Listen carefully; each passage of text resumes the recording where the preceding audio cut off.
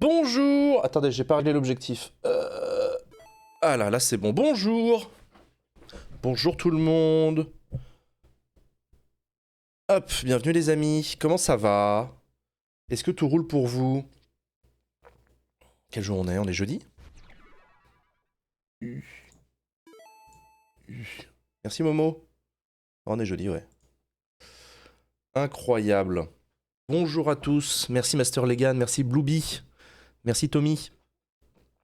Bienvenue à vous. Est-ce que tout roule pour vous? J'ai été recalé de la guilde, un peu déçu. Ah, Michel Barnier t'a contacté?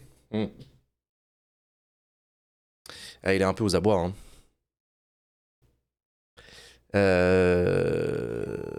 C'est pas Backseat. Non, Backseat c'est samedi. Samedi à partir de 18h. Venez, ça va être bien. Ça va être drôlement bien. On vous prépare plein de surprises, ça va être très cool.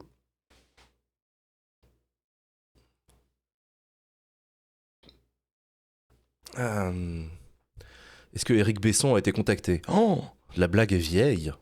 Mais la blague est drôle. Eric Besson, c'est 2007. Hein.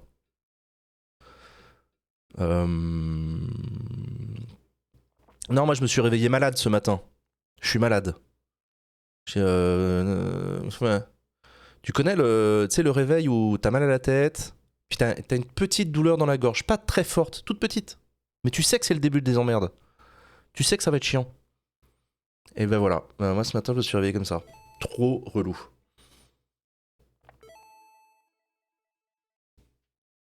T'as fait quoi hier soir? Mais rien en plus. Rien, j'étais à la maison. On voit qui du chat samedi à la fête? Malek délégué qui demande, y a qui vient à la fête de l'UMA là dans le chat? Y en a parmi vous qui savent que vous venez? Et on se retrouve samedi? Y a Taïk qui vient. Y a Nasty. Un verre de vodka ça tue les microbes. Ouais, t'as raison. Y a Delph. Loutapon.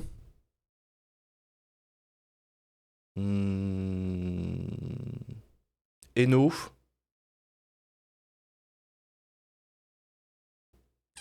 Caripla. Bah ça fait plaisir. Bah c'est cool. Gizmal. Attention, il y a beaucoup de Covid en ce moment. Ah ouais, il y a du Covid? Oh putain, j'espère que j'ai pas chopé le Covid. Oh non. Oh non, mais c'est saut 2020. C'est bon, on est passé à autre chose là. Trop nul le Covid. C'est quoi le nom du variant en ce moment? Parce qu'on a arrêté de suivre les évolutions du Pokémon, nous.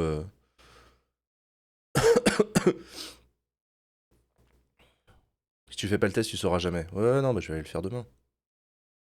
C'est le variant Barnier. Ah, c'est celui-là. Le variant Barnier, il tape fort. Hein. Attention, il tape fort. Et rendez-nous Olivier Véran.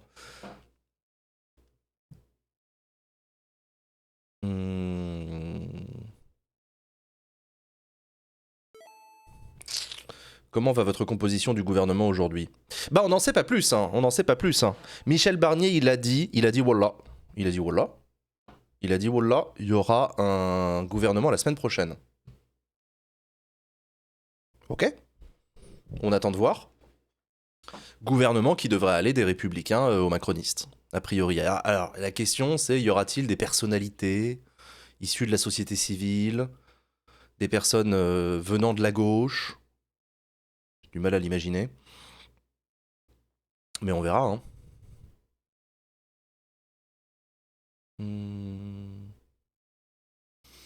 Ça puait le futur gouvernement entre Wauquiez et Bellamy. Laurent Wauquiez, apparemment, il voudrait avoir le ministère de l'Intérieur. Il y a une espèce de légende comme ça. À droite, il y a une légende comme quoi le ministère de l'Intérieur, c'est un tremplin vers l'Élysée. La raison à ça, c'est Nicolas Sarkozy. Nicolas Sarkozy a été un vibrant ministre de l'Intérieur, tonitruant, omniprésent, en campagne en réalité, et c'est lui qui a marqué les esprits, d'autant qu'il a fait campagne en 2007 sur le thème de l'insécurité. Donc quand t'es ministre de l'Intérieur, tu fais des apparitions tous les jours sur BFM TV avec des gyrophares, et hop, tu te fais identifier des Français comme le monsieur sécurité. Donc apparemment, Laurent Wauquiez, il se rêve un destin, ça on le savait déjà, et il voudrait le ministère de l'Intérieur.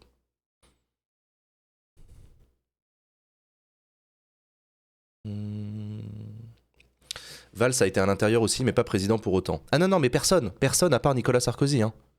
Il n'y a que Nicolas Sarkozy qui est devenu président de la République après avoir été ministre de l'Intérieur. Hein. Aucun autre n'a réussi. Donc voilà. Chirac aussi, non. Non, Chirac n'a pas été ministre de l'Intérieur, Chirac a été Premier ministre. Il a été ministre de l'Intérieur, Chirac ? Comment ça ? Il était ministre du Travail dans les années 60. Vous savez que c'est Chirac qui a inventé la NPE ?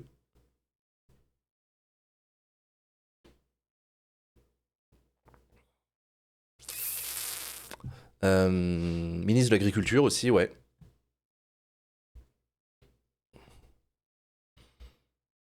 Ouais, c'est ça, il était secrétaire d'État au Travail en 68. Ah ouais.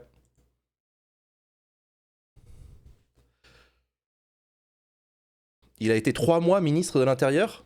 Ah ouais ? Énorme. Eh ben, il a pas marqué, hein. Alors, dans la biographie du bonhomme, député européen, maire de Paris. Hop. Président de la République, tout à fait. Membre du Conseil constitutionnel, Premier ministre, député européen, maire de Paris, président du RPR, ministre de l'Intérieur, effectivement, entre février et mai 1974. Donc avant Giscard. Ah, c'est marrant. J'avais complètement zappé ça. L'agriculture, il l'a été pendant 2 ans. Relation avec le Parlement. Président du Conseil général de Corrèze, évidemment, pendant 9 ans. 9 ans. Et ministre de l'économie et des finances pendant 3 ans. Ah non, vous savez ce que c'était l'intitulé de son secrétariat d'État au travail ? En 1967, il était secrétaire d'État aux problèmes de l'emploi. C'était le nom, l'intitulé de son ministère. C'était secrétaire d'État aux problèmes de l'emploi. À l'époque, on était dans le concret des Français, de la vie de tous les jours.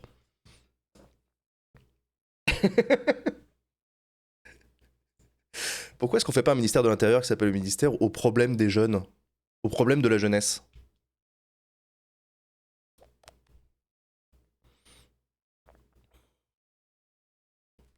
Donc bref, il a été ministre de l'Intérieur en 1974. Il est devenu président de la République en 1995. Donc autant vous dire que ça n'a pas été un tremplin. On est loin du tremplin. Secrétaire d'État au larcin. Secrétaire d'État au menu larcin. Au menu larcin du quotidien. Contre les chenapans.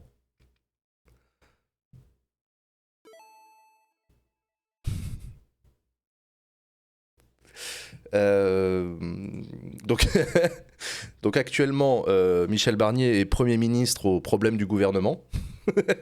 Il s'attelle à sa tâche. Il consulte. Alors là, il est allé rencontrer les Républicains, il est allé rencontrer le MoDem. Il discute, il fanfaronne. Il y a des intitulés de ministères assez dingos, genre le ministère des gens.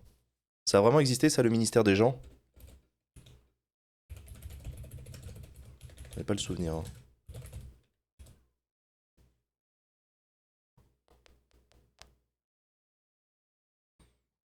Peut-être pas en France.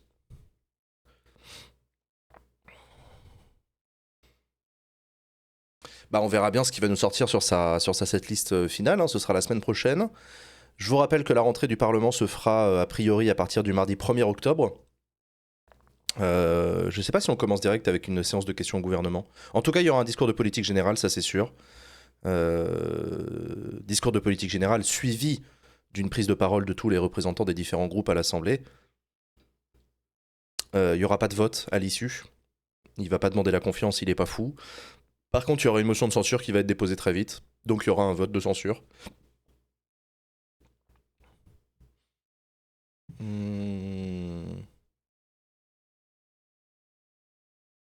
La question qui est intéressante à se poser, c'est quel est le niveau d'autonomie de Michel Barnier par rapport à Emmanuel Macron ?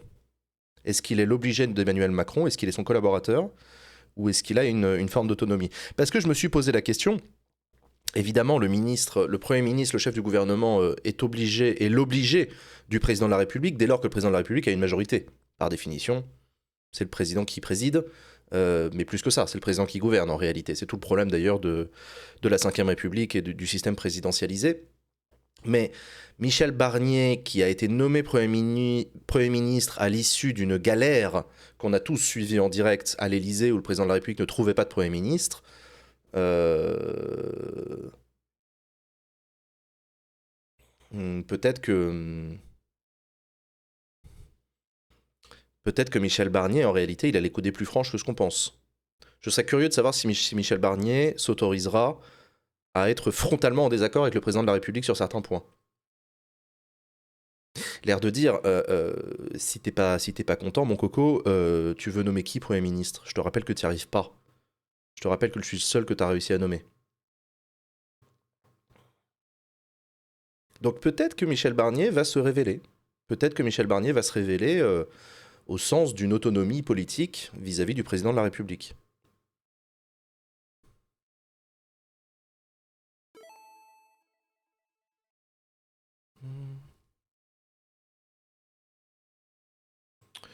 Est-ce que Laurent Wauquiez a démissionné de son poste de président de région pour se préparer à un éventuel poste de ministre? Non, parce que tu n'as pas besoin de démissionner de ton poste de président de région pour être ministre. Ce n'est pas un mandat, c'est une fonction.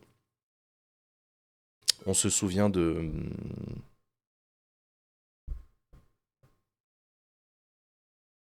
président de la région Bretagne, qui était ministre des Affaires étrangères. On se souvient aussi de Gérald Darmanin. Le Drian, merci, Le Drian. Effectivement, Le Drian. On se souvient de Gérald Darmanin, qui était maire de sa commune, Tourcoing, tout en étant ministre de l'Intérieur.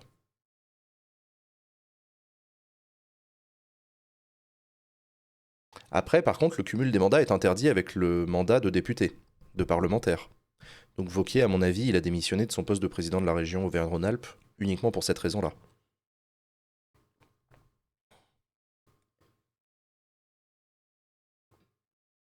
Ouais, il a démissionné en retard, ouais. Ouais, bah il a démissionné, voilà. Donc ça m'étonne pas. Ça m'étonne pas, tu peux pas être député et président de région.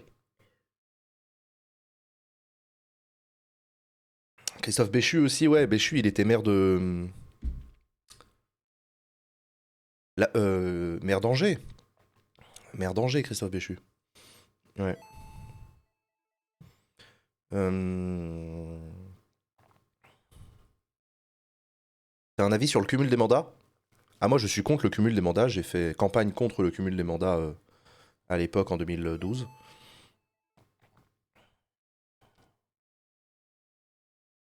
Bayrou, il était ministre de la Justice et maire de Pau. Ouais, c'est vrai, ça. Ouais, c'est vrai, il était toujours maire de Pau. Très jolie ville, Pau. Est-ce qu'on a des bruits de couloir sur la composition du gouvernement? Non. On n'a pas de bruit de couloir. Je t'ai dit, le seul que j'ai vu passer, c'est que Wauquiez voulait euh, être ministre de l'Intérieur.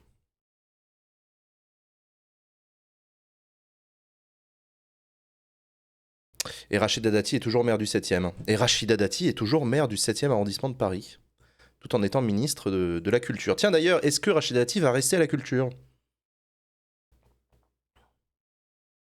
C'est une bonne question ça. Est-ce qu'il y a des gens qui sont ouvertement pour le cumul des mandats? Oui, il y a des gens qui sont ouvertement pour le cumul des mandats. Tu les trouveras notamment dans les partis politiques qui ont un ancrage local fort, comme le Parti Socialiste et les Républicains, où il y a des gens qui pensent que c'est mieux d'avoir des députés maires plutôt que d'avoir des députés qui ne représentent pas un ancrage local. Je me souviens même d'un député qui avait déposé une proposition de loi pour obliger le cumul des mandats. C'était un député qui s'appelait Patrick Balkany, qui était un fervent défenseur du cumul des mandats. Il a été député maire de Levallois pendant très longtemps. Et Patrick Balkany avait déposé une proposition de loi en disant on ne peut être candidat à la députation que si on est élu local. On ferme les candidatures et on dit pour être député, il faut être maire. C'est obligatoire. Voilà. Sa proposition de loi n'a jamais été inscrite à l'ordre du jour, elle n'a jamais été débattue ni votée. Mais c'était sur l'argument de l'ancrage local.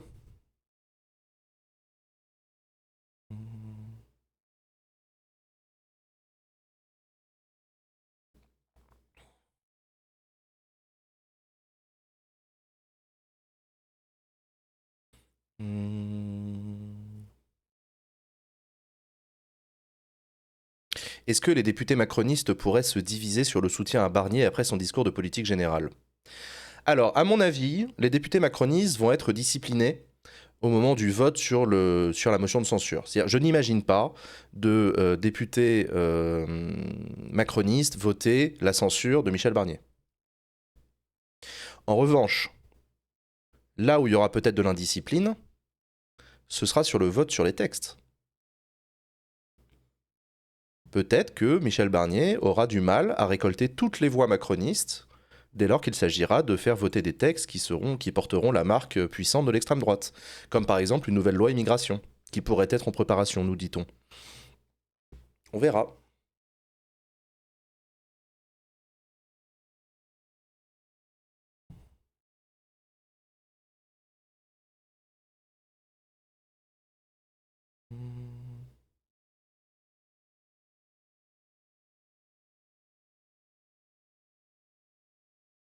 Tu peux nous rappeler comment est divisé le bloc macroniste, genre Horizon, le Modem, etc. Bah, les députés Ensemble pour la République, ce sont les députés jusque-là Renaissance, qui avant s'appelait La République en marche, ce sont les députés macronistes. Ils sont une centaine, un peu moins, 200. Et ensuite, vous avez deux petits groupes, le groupe Horizon, qui sont les députés proches d'Édouard Philippe, et le groupe Modem, qui sont les députés proches de François Bayrou. François Bayrou qu'on pourrait peut-être voir au gouvernement.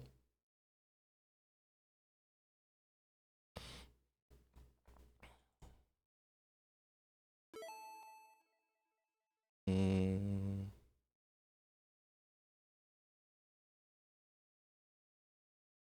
Est-ce que c'est vrai que les macronistes de gauche ont un groupe Telegram qui se nomme les progressistes, ça râle contre Barnier? Oui, absolument.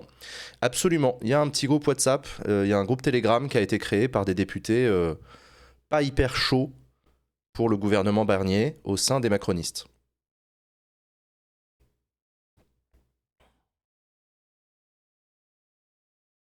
Y a-t-il une micro-chance que ça bouge sur les retraites?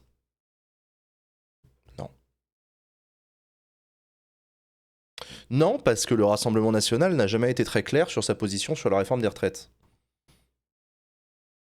En fonction de quand est-ce que tu écoutes Marine Le Pen parler, des fois elle est pour, des fois elle est contre. Donc, hmm.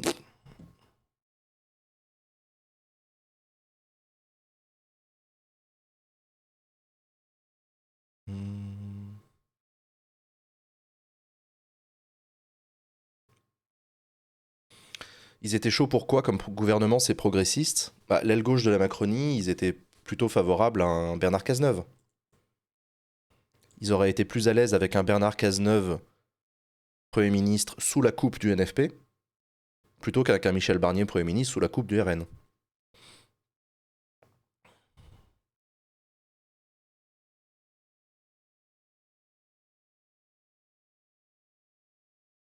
Ils ont annoncé vouloir abroger la réforme des retraites lors de leur niche, le RN. Ah! Donc ils ont encore changé de point de vue. Eh bah très bien, on verra.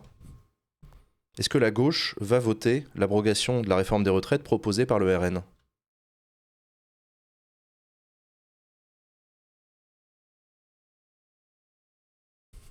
On verra. Ça dépend du texte. Bah à mon avis c'est ça, ça va dépendre du texte.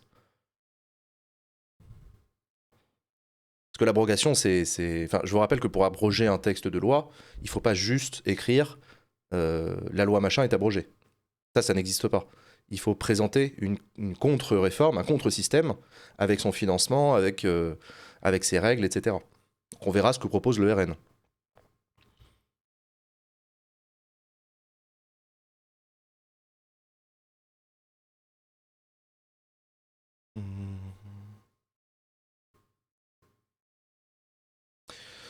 Ça dépendra aussi du vote du RN sur la censure. Ah bah les députés RN vont s'abstenir de voter la censure. A priori, c'est ce qu'a dit Marine Le Pen. Hein. Jordan Bardella est allé aux 20h de TF1 fanfaronner en disant en gros, on tient Barnier par les couilles. Il l'a pas dit comme ça, mais c'est l'idée.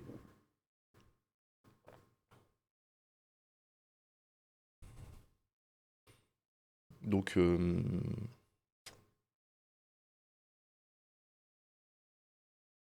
Est-ce que toute la Macronie est OK avec Barnier? Bah écoute, on en parlait tout à l'heure. Il y a quelques députés macronistes qui ont fait savoir leurs réserves sur ce gouvernement Barnier. Enfin, le gouvernement, on ne le connaît pas encore, ce sera la semaine prochaine, mais sur le nom de Michel Barnier. C'est toujours pareil avec la gauche de la Macronie, hein. C'est-à-dire que les mecs, ils existent un peu médiatiquement, mais fondamentalement, à partir du moment où il faut commencer à voter des trucs, ils sont jamais là. Donc on va voir s'il y a une fronde, s'il y a une rébellion, s'il y a un réveil de la part de députés macronistes qui disent Barnier, c'est non.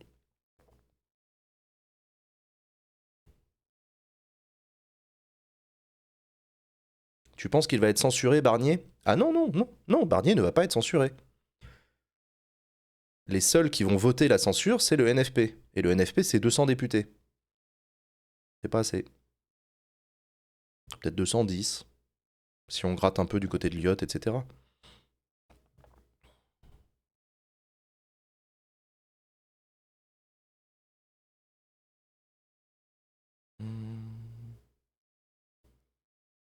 Ensemble suivra Attal ou Macron? Ah, ça, tu poses une question intéressante. Ça, tu poses une question intéressante, c'est le devenir de ces députés macronistes. Vu qu'Emmanuel Macron ne peut pas se représenter en 2027, qu'est-ce qu'ils vont faire les députés?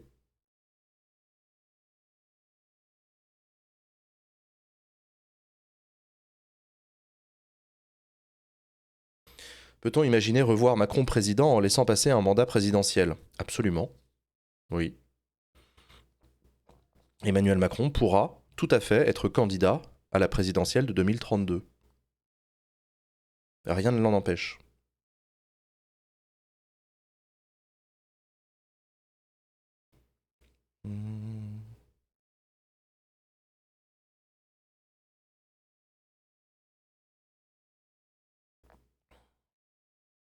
Mais bon, vous avez remarqué qu'il y a quand même des gens qui sont sur les rangs pour commencer à construire l'après-Macron. Édouard Philippe, le premier, qui a déclaré sa candidature à l'élection présidentielle de 2027. Gabriel Attal, qui lui aussi, apparemment, les relations entre Gabriel Attal et Emmanuel Macron sont glaciales. Et lui aussi nourrit des ambitions, comme on dit.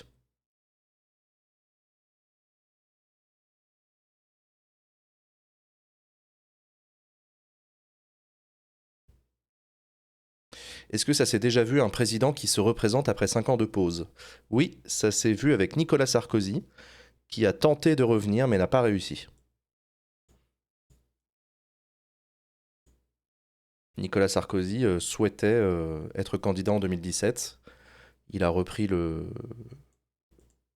parti Les Républicains en main, mais ça n'a pas fonctionné. Et il s'est cassé la figure sur la primaire qui a vu la victoire de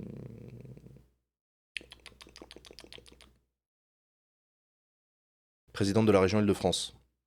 Non, Fillon, vous avez raison, Fillon. Mais Pécresse, c'était 5 ans plus tard. Fillon, François Fillon.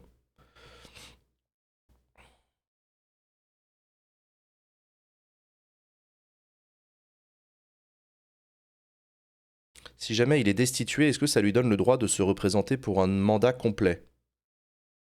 Pas immédiatement. Il doit laisser passer un mandat.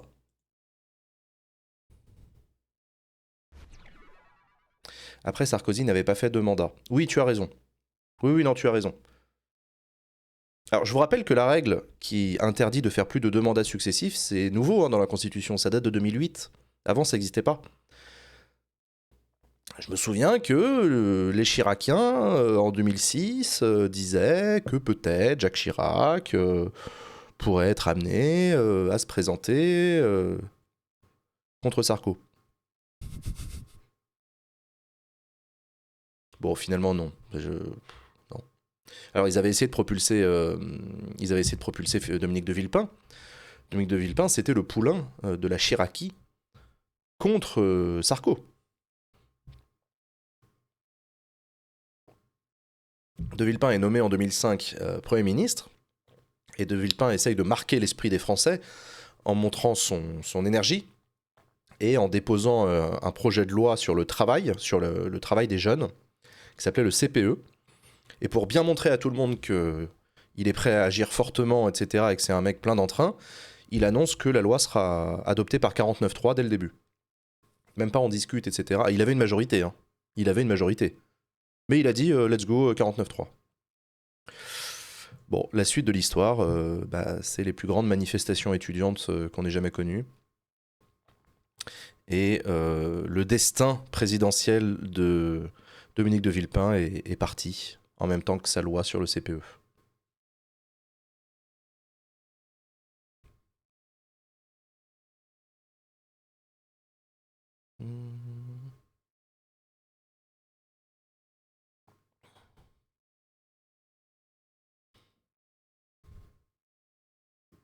C'était quoi sa loi? C'était le CPE, c'était le contrat première embauche. C'était un contrat de travail qui était réservé aux étudiants, aux jeunes, avant l'âge de 25 ans. C'est un contrat de travail, c'était un CDI. Mais la période d'essai de ce CDI était de 2 ans. 2 ans de période d'essai. Voilà. Les jeunes, ils ont dit non. Merci, mais non.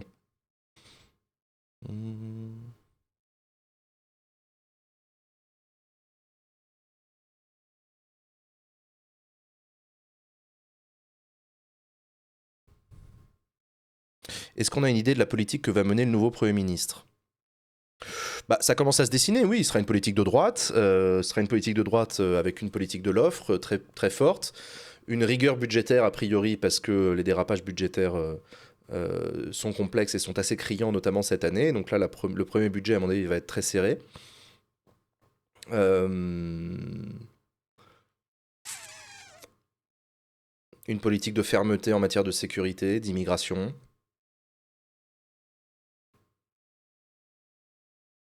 C'est quoi une politique de l'offre? Une politique de l'offre, c'est une politique qui est favorable, enfin qui essaye de favoriser la création de biens et de services.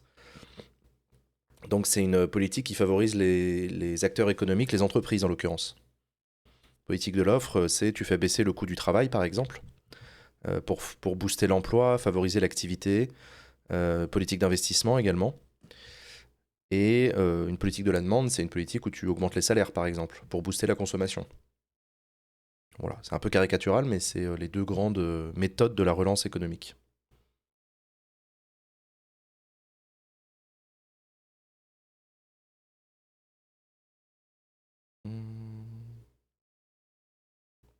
On voit tout à fait la rupture avec la politique menée depuis 7 ans.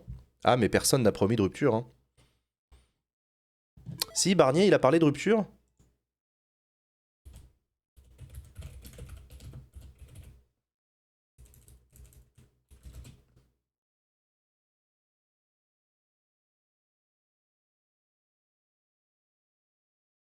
Ah non, non. Non, non, il n'a pas parlé de rupture, hein. Il a dit rupture? Je vois pas quand.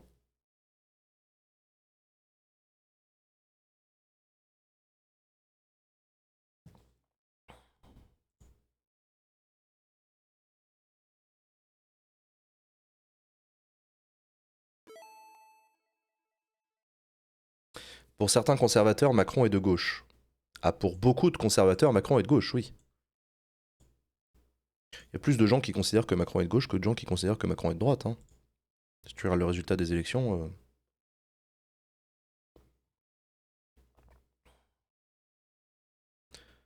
On peut se présenter des mesures trop à droite vu l'Assemblée, rien ne passera. Il peut pas présenter des mesures trop de droite vu l'Assemblée, rien ne passera. Bah si.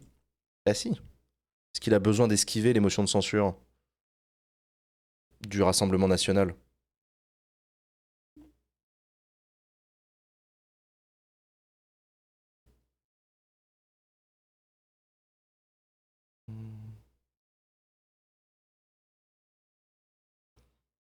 Faut être sacrément hors sol pour penser que Macron est de gauche. Non, faut juste être de droite. Ou d'extrême droite.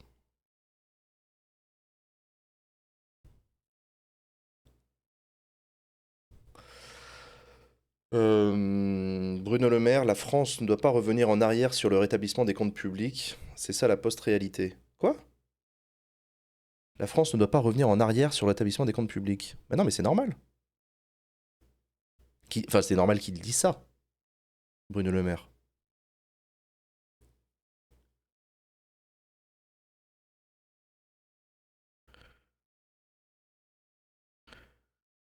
Il y en a bien un qui trouve Marine Le Pen trop à gauche. Ah bah Éric Zemmour, oui. Ah ouais, il l'a dit, ouais. Macron ne mène pas une politique de droite pour toi? Bah si, pour moi. Mais je suis pas le centre du monde, tu vois, il y a des gens qui pensent pas comme moi. Hmm. Sauf qu'il y a eu un rétablissement des comptes publics ces dernières années. Ça dépend des années. Ça dépend des années, mais si. Après 2017, la France est sortie de la procédure de déficit excessif qui avait été engagée à Bruxelles. Et on est retombé sous des déficits à 3,5-4%, pas plus.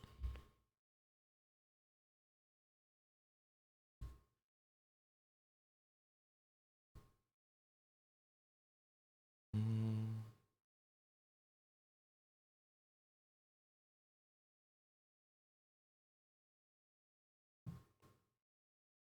On essaie d'être objectif. C'est quoi concrètement les arguments pour dire que Macron serait de gauche? Mais il n'y a rien d'objectif dans le positionnement droite et gauche. C'est subjectif le positionnement droite et gauche. C'est complètement subjectif et contextuel. Hmm. On n'entend plus Dupond-Moretti. Ouais, c'est vrai qu'on n'entend plus Dupond-Moretti. Je suis pas sûr qu'il reste ministre de. Je suis pas sûr que Dupond-Moretti reste ministre de la Justice dans un gouvernement qui est sous la coupe du Rassemblement National, hein, parce que le Rassemblement National déteste Éric Dupond-Moretti, donc qui le lui rend bien d'ailleurs.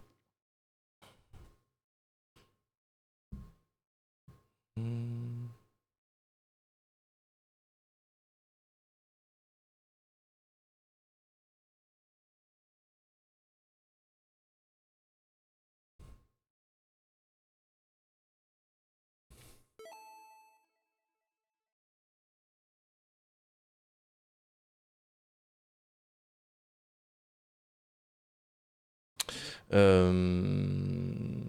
Non, tiens, d'ailleurs, sur le budget, j'ai vu un truc rigolo. C'est le rapporteur général du budget, c'est. Putain, la vache, aujourd'hui j'ai du mal avec les noms, hein. Celui qui avait déposé la motion de censure sur la réforme des retraites, qui vient du groupe Lyot, Charles de Courson. Voilà, putain. Charles de Courson, c'est le rapporteur général du budget, et le président de la commission des finances, c'est Éric Coquerel, qui est un député LFI. Et j'ai vu qu'ils avaient l'intention de se rendre lundi au ministère de l'économie et des finances, physiquement, à pied. Enfin, ils vont y aller physiquement, pour réclamer les lettres de cadrage que le gouvernement refuse de donner au Parlement. Parce qu'on est déjà en retard, effectivement, ils ont raison, on est en retard sur la mouture du budget. Et les lettres de cadrage, c'est les documents assez importants qui sont envoyés par Bercy à tous les ministères en leur donnant les crédits dont ils vont disposer l'année prochaine. Dans le cadre du travail de la préparation du budget 2025, les ministères se préparent et donc ils ont tous reçu des lettres de cadrage. Et ces documents sont réclamés par le Parlement. Et le Parlement a l'intention de se rebeller avec Charles de Courson et Éric Coquerel qui vont aller se présenter directement à Bercy pour réclamer des courriers. C'est pas les seuls qui ont fait ça. Je me souviens de Valérie Rabault, qui était rapporteuse générale du budget sous Hollande. Et elle aussi, elle était allée physiquement à Bercy réclamer des documents budgétaires que les ministères refusaient de transmettre au Parlement.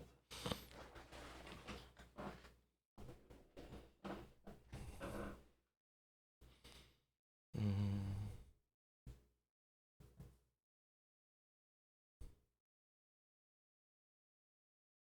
Mmh.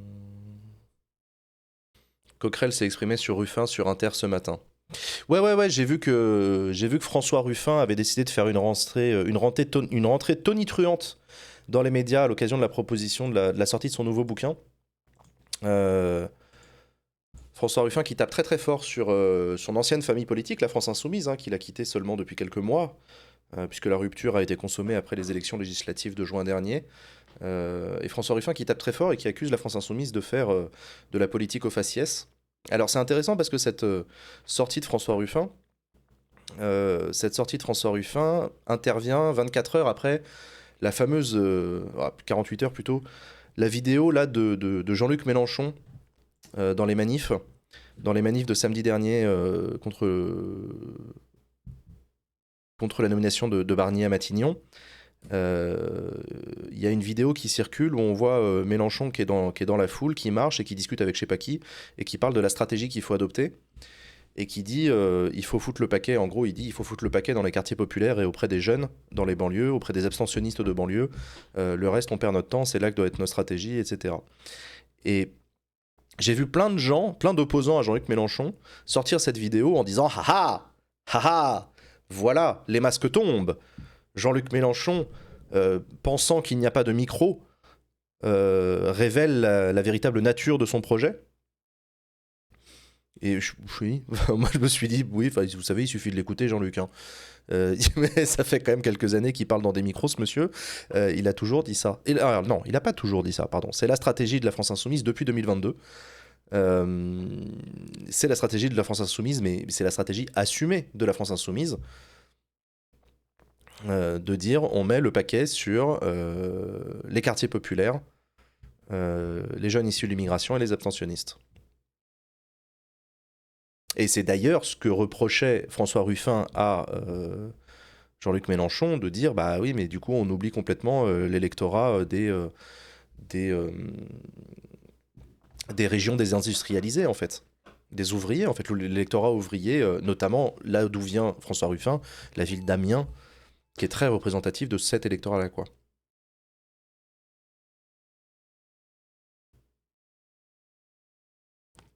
Non, avant 2017, la France Insoumise, c'était autre chose. C'était la grande période populiste, revendiquée comme telle, et donc c'était la création d'un peuple. Il y a un peuple, il y a une élite, nous sommes le peuple, il faut lutter contre l'élite.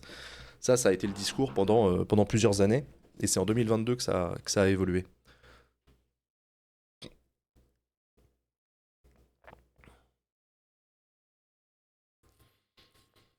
Donc, c'était le trip souverainiste de gauche. Ouais, complètement.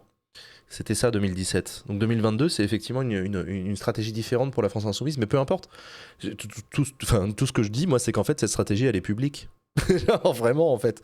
C'est pas. Mais du coup, ça m'a fait marrer, vraiment. J'ai vu des macronistes tweeter des trucs du genre oh là là, Jean-Luc Mélenchon se révèle. Bah. Oui, enfin, il a toujours dit ça. Ça fait plusieurs années qu'il dit ça dans plusieurs micros, dans des bouquins, dans des, dans des conférences, dans des colloques. Donc ouais, non, c'est pas nouveau.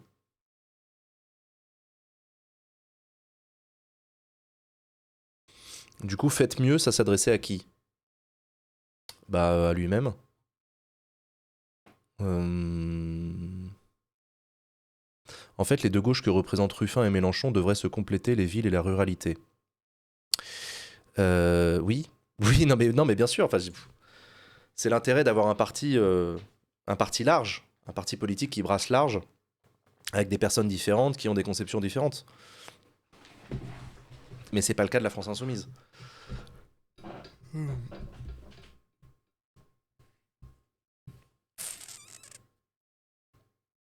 Euh, Donc, donc ouais, non, ça a été la polémique, sur la sortie de Jean-Luc Mélenchon et derrière, effectivement, sur cette sortie de François Ruffin.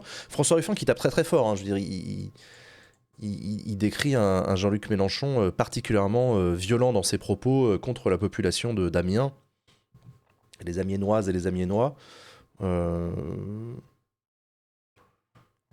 je sais pas, je sais pas si François Ruffin va vraiment gagner des points avec cette stratégie-là.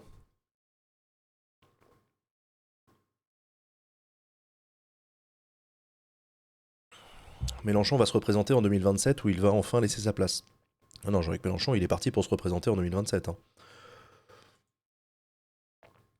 Il y a combien de places à l'Agora de l'Humanité? C'est illimité.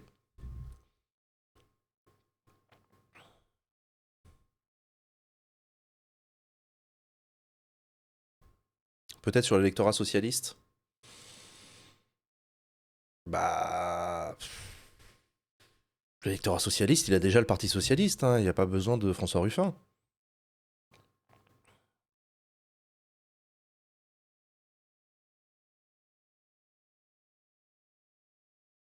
Gagner des points à droite sur des gens qui voteront jamais pour lui, c'est pas ma gauche. Bah. Enfin bon, après, c'est chacun sa stratégie, mais Vous ne gagnez jamais les élections en ne vous adressant qu'aux vôtres. C'est le principe de l'élargissement. Il faut essayer d'ouvrir les bras et d'aller chercher les indécis. De manière générale, d'aller chercher un électorat. Alors Jean-Luc Mélenchon va chercher un électorat abstentionniste dans les quartiers populaires. C'est sa stratégie. Et il y en a d'autres qui vont chercher un électorat auprès des mecs d'à côté.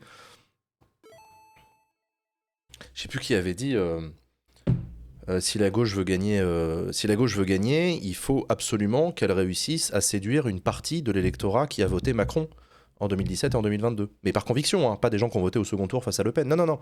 Des gens qui ont voté Macron parce qu'ils y croyaient au projet de Macron. Ces personnes-là peuvent être déçues du macronisme et d'Emmanuel Macron. Et ces gens-là, il va falloir que la gauche réussisse à aller les chercher. Bon, bah ça, c'est une autre stratégie. C'est encore une autre stratégie, d'aller chercher les déçus du macronisme en leur disant votez à gauche, vous verrez, machin.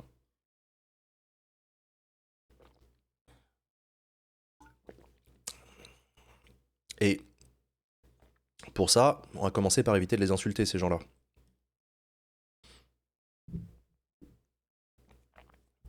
Je vous ai déjà dit, dans une élection, il y a 3 types d'électorats. Il y a ceux qui voteront toujours pour vous, il y a ceux qui voteront jamais pour vous, et il y a ceux qui sont indécis. Les 2 premières catégories, vous pouvez les oublier, ça sert à rien de faire campagne auprès d'eux. Les personnes que vous avez intérêt à aller chercher, c'est les indécis, ceux qui sont peut-être, éventuellement, pourraient être amenés à voter pour vous. Et le meilleur moyen qui vote pour vous, c'est de commencer par pas les insulter, et éventuellement de leur montrer que vous avez des atomes crochus avec eux, et que ça pourrait le faire, et que ça pourrait être intéressant.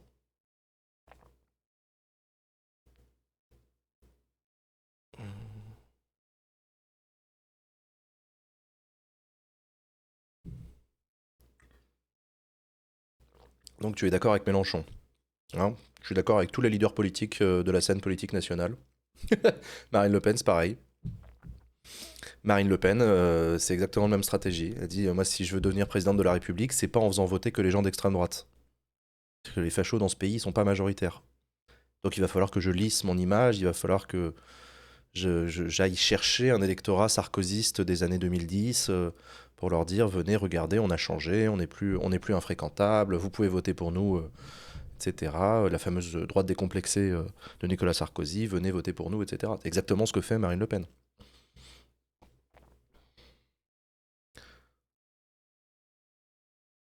Si en parlant aux indécis, on trahit ses valeurs, on perd sa base. Bah non, parce que la base aussi, elle peut être d'accord. Elle peut être d'accord avec l'idée que l'élargissement est nécessaire.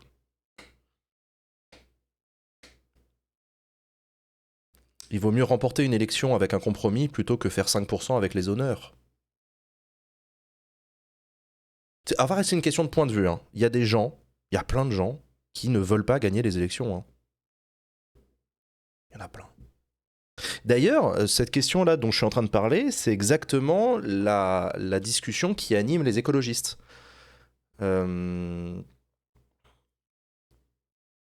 Quand j'étais l'été dernier à l'université d'été des écolos, ils m'avaient invité. Ils avaient des ateliers où ils discutaient justement de ça. Et c'est tout le travail que mène Marine Tondelier au sein du parti politique. Vous savez, elle a fait une grande enquête de satisfaction sur les sympathisants écologistes.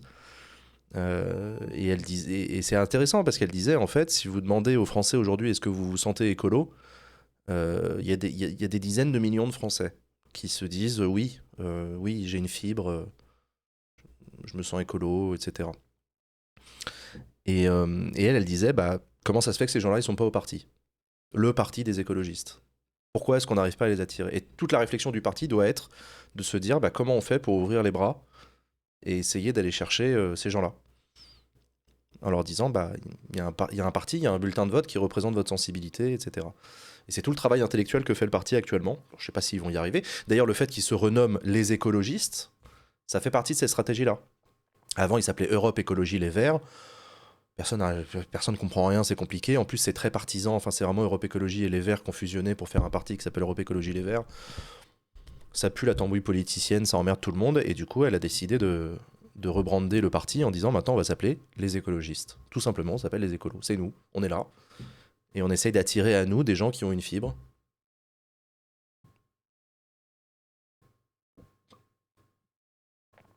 Parce que l'écologie, c'est pas une politique en particulier. Alors, t'as l'idée selon laquelle l'écologie, c'est un truc sectoriel. Vous savez, il y a l'éducation nationale, il y a la culture, il y a l'armée, il y a machin, et puis il y a l'écologie. L'écologie, c'est un ministère, comme ça. C'est un petit ministère, et puis il fait des trucs comme ça dans son coin. Et puis les autres, machin. Ça, c'est justement ce à quoi s'attaque l'écologie politique depuis plus d'une dizaine d'années maintenant. Même plus, hein, ça va faire bientôt 20 ans, dans l'idée de dire que l'écologie n'est pas sectorielle. C'est pas comme la défense de la cause animale. L'écologie est une structuration intellectuelle et politique qui peut porter un projet transversal qui se traduira dans tout un tas de ministères.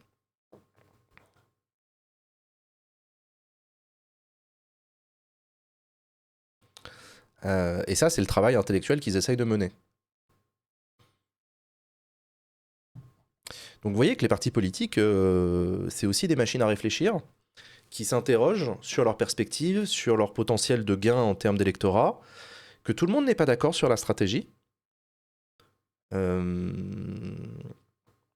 j'ai des souvenirs de discours de Jean-Luc Mélenchon au Parti Socialiste qui expliquaient pourquoi, selon lui, la direction du Parti Socialiste faisait fausse route. Pourquoi ils allaient dans la mauvaise direction, pourquoi il valait mieux défendre les classes populaires et les ouvriers, laisser tomber la gauche culturelle de Jack Lang, en gros.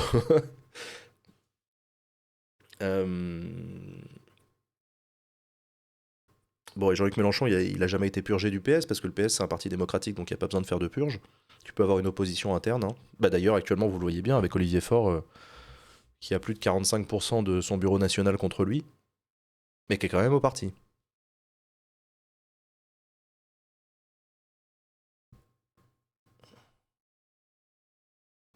Est-ce que les partis ne passent pas trop de temps à réfléchir à leur stratégie d'acquisition de nouveaux électeurs? Alors, tu leur demandes à eux, ils te répondront qu'ils passent pas assez de temps. Euh, un parti politique, c'est une machine à faire campagne. Tu sous-entends que LFI n'est pas un parti démocratique? Ah non, non, je le sous-entends pas, je l'affirme. La France insoumise ne pratique pas la démocratie en interne. Voilà, les électeurs insoumis ne votent pas pour leurs représentants au sein du parti pour décider de la direction prise par le parti. Mais c'est pas grave, hein, ils sont pas obligés. Hein. C'est pas les seuls d'ailleurs, le Rassemblement national aussi fonctionne de la même manière. Les macronistes fonctionnent de la même manière. Pour la même raison d'ailleurs, parce qu'ils ont un leader charismatique fort. Mais du coup, ouais, non, si tu demandes aux partis politiques, ils vont te dire en fait, on est rincé, on est épuisé. On est rincé et épuisé parce qu'on fait que des campagnes les unes après les autres en fait. On a à peine fini la campagne présidentielle qu'il faut enchaîner sur la campagne législative.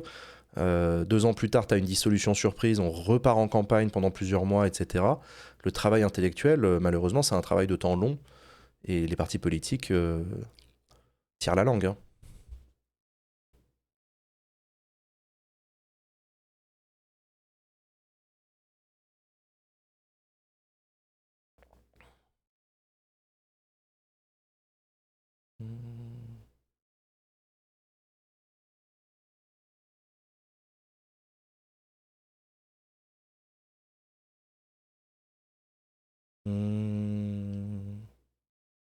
Tu penses que le NFP tiendra jusqu'aux élections 2027?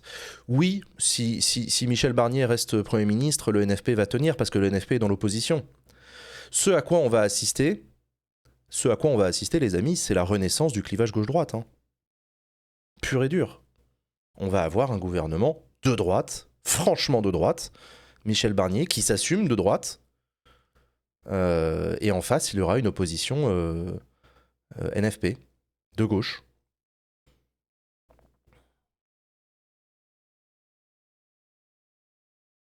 Est-ce que les modes de suffrage pourraient changer quelque chose à la mécanique des campagnes actuelles? Oui, bah, par définition, le mode de suffrage, le mode de scrutin implique des comportements d'acteurs différents. Donc bien sûr, ça change tout. Si tu fais une proportionnelle, t'as pas besoin de NFP. La proportionnelle, c'est la fin du NFP. C'est terminé, il n'y a plus besoin de faire de NFP. Chaque parti présente sa liste, et après on discute une fois qu'on s'est compté.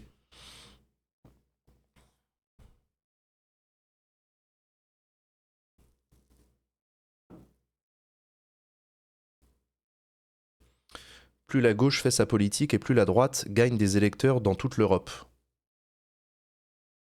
Ouais. Et à quel endroit en Europe tu la vois, la gauche, faire sa politique, comme tu dis? En Allemagne? Pas ouf, hein. En Espagne, ouais.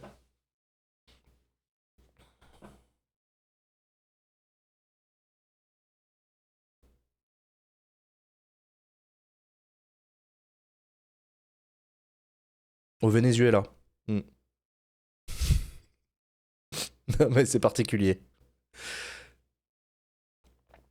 C'est pas plus mal la proportionnelle, ça évite les négociations à la petite semaine. Alors au contraire, la proportionnelle, ça génère des discussions à la petite semaine après les élections. C'est la différence entre un scrutin majoritaire et un scrutin proportionnel, c'est qu'un scrutin majoritaire, vous avez des négociations entre les partis qui ont lieu avant les élections pour faire des coalitions électorales et maximiser leurs chances d'avoir des députés. Si vous avez un scrutin proportionnel, vous n'avez pas de discussion entre les partis avant l'élection, ça ne sert à rien, il y a des discussions après. Une fois que l'élection est finie, on se réunit, on discute et on gouverne ensemble éventuellement. Exactement ce qui s'est passé en Allemagne. Le SPD est arrivé en tête, il est allé voir ses alliés. Il est allé voir les écolos, il est allé voir les libéraux. Il leur a dit, bon, on discute, on se met d'accord sur un programme, ça prend du temps la négociation, hein. Et ensuite on gouverne et on applique.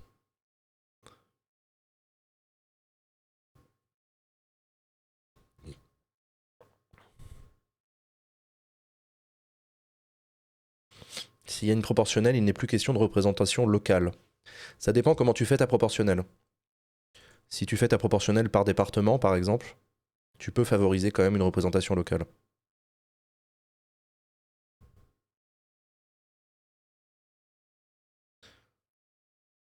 Le SPD aurait pu voir la gauche, mais il a préféré les macronistes. Non, il n'a pas eu le choix. Désolé de te l'annoncer, mais Die Linke ne pèse pas suffisamment pour faire un gouvernement.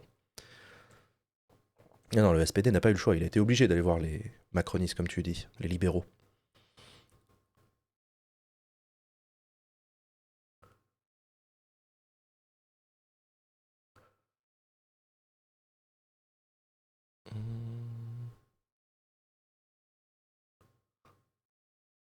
Dans la plupart du pays, c'est un mix uninominal et proportionnel. Ouais, t'as raison. Dans la plupart des pays, en fait, vous votez pour deux trucs.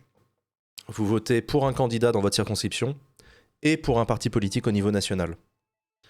Et la composition de la Chambre se fait, alors ça dépend des clés de répartition, mais en partie à la représentation majoritaire et en partie à la représentation proportionnelle.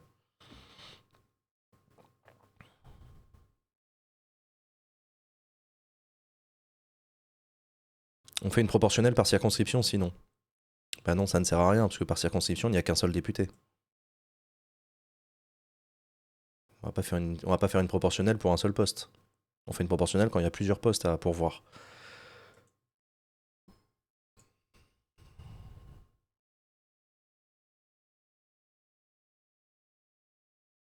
Hmm.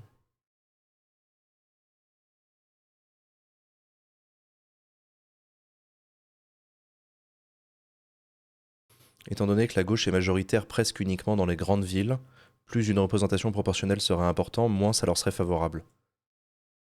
Bah non, ça dépend comment tu pondères l'élection. Si tu fais des circonscriptions plus petites dans les villes parce qu'il y a plus de population et plus grandes dans la campagne parce qu'il y a moins de population. Au bout du bout, un député représente toujours à peu près le même nombre d'électeurs. Ce qui n'est pas vrai. Parce que y a des départements où il y en a moins, mais. C'est pour ça qu'il y a plusieurs circonscriptions dans les villes aujourd'hui.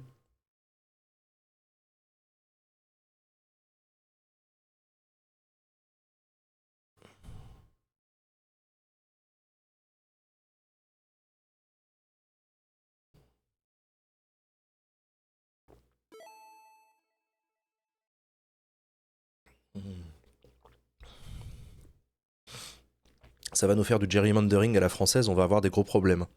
Bah non, mais c'est pour ça que ça sert à rien de se casser le caillou, il suffit simplement de faire des circonscriptions départementales. On a des départements, on connaît leur population et on élit un nombre de députés par département. En fonction de la taille du département, on élit plus ou moins de députés, voilà. Dans le département de Paris, il y a beaucoup de population, on élit une quinzaine de députés. Et dans le département de la Creuse, il y a moins d'électeurs, on élit un député. Du coup, on fait un scrutin majoritaire dans ce département-là, parce que ça sert à rien de faire une proportionnelle à un seul député.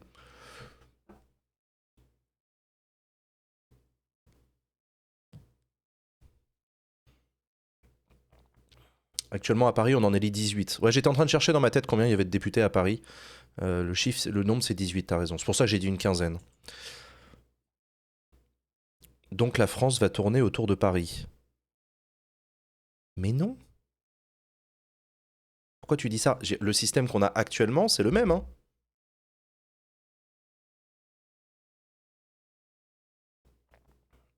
C'est pas républicain. Mais qu'est-ce que vous comprenez pas dans le fait de... Un député représente 200 000 habitants, à peu près. 250 000. Si dans un département entier, vous avez 250 000 habitants, on élit un seul député. Il arrive à l'Assemblée. Bonjour, chers collègues, je représente 250 000 habitants. Dans une ville où il y a 2 millions d'habitants, on en élit plus des députés.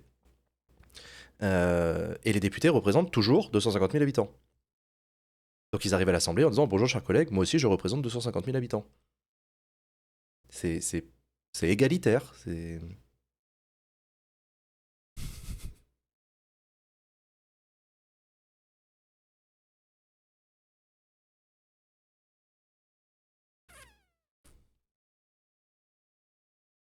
Comme les sénateurs, certains sont en liste, d'autres uninominales. Absolument.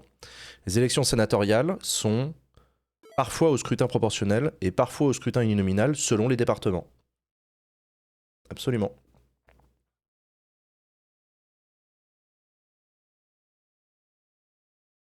Égalitaire, mais sur le plan démographique seulement. Bah oui. Enfin, je veux dire, c'est un mode de scrutin, quoi.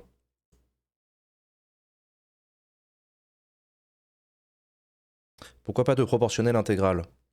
Alors, la proportionnelle intégrale nationale, tu as un risque, c'est d'avoir une assemblée qui est composée de 577 députés, mais aucun ne vient de certains territoires. Genre, il y a certains territoires qui ne seraient pas représentés à l'Assemblée. Et je peux comprendre que ça énerve. Genre la Corse, genre l'Outre-mer. Je suis désolé, s'il n'y a aucun Martiniquais, c'est chiant, en fait. Et puis tu peux même te retrouver avec une assemblée quasiment intégralement parisienne. C'est possible, c'est possible. Si les partis mettent que des apparatchiks sortis de l'ENA, petites intellectuels, etc., ouais, ouais.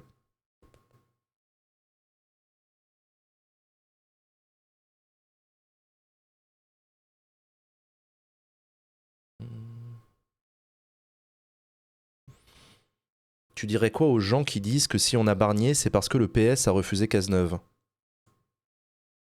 Bah qu'ils ont raison. Si le PS avait accepté Cazeneuve, il y aurait Cazeneuve.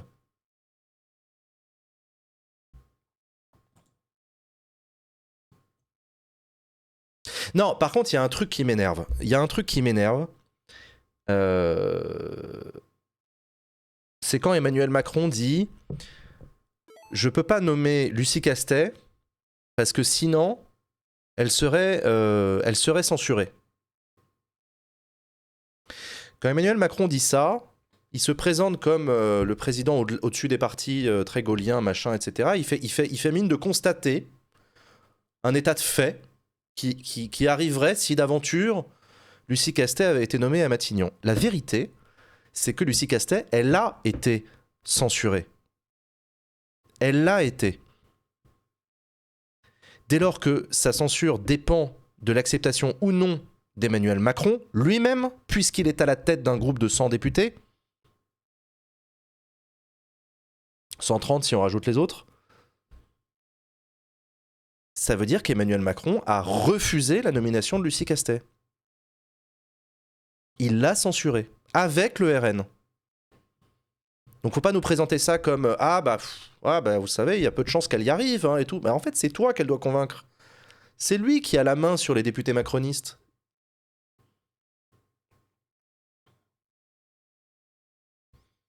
Donc, Emmanuel Macron a refusé Lucie Castet. Il l'a de facto censurée. Il a annoncé que si d'aventure il la nommait Premier ministre, alors il demanderait à ses députés de la censurer. C'est ça qu'il a fait.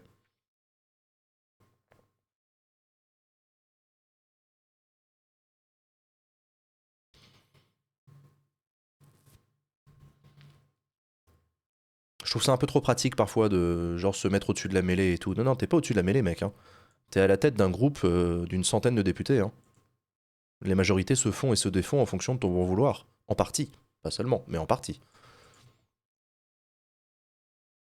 C'est pour ça aussi que c'était pas très habile de la part de la France Insoumise d'insister sur la notion de cohabitation avec Emmanuel Macron et de présenter la destitution directement alors que les discussions étaient encore en cours. Tu ne peux pas forcer une cohabitation brutale avec un président dont tu as besoin des 100 députés et quelques pour gouverner. Ça aussi, ça a un peu plombé Lucie Castet. Mais bon. C'est pas fini. C'est pas fini, c'est pas la fin de l'histoire.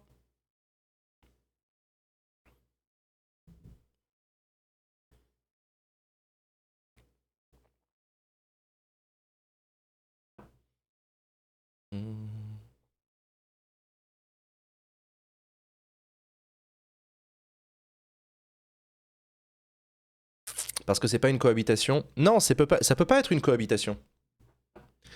Une cohabitation, dans le cas d'une cohabitation, le président de la République a perdu.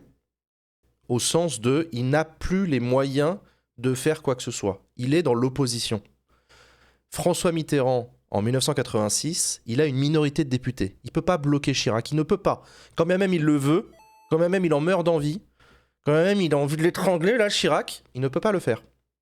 Parce que Jacques Chirac a une majorité absolue de députés. Et que donc il est Premier ministre. Et que donc c'est lui qui a le pouvoir en France et qui peut patiemment détricoter le programme de François Mitterrand. Exactement pareil dans l'autre sens avec Lionel Jospin en 97. Lionel Jospin a une majorité absolue de gauche plurielle à l'Assemblée nationale. Jacques Chirac n'a qu'une petite minorité. Il ne peut pas s'opposer. Là, dans la situation dans laquelle on est aujourd'hui, Emmanuel Macron n'est pas totalement éliminé. C'est pas vrai. Parce que le système des 3 blocs fait qu'il a un bloc central dont tu as besoin si tu veux gouverner. Tu as besoin de leur aval. À minima, tu as besoin de leur non-censure. À minima.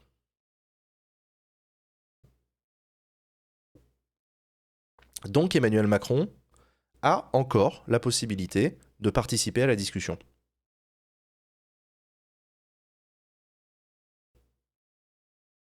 C'est pour ça que j'appelle ça une colocation, et non pas une cohabitation.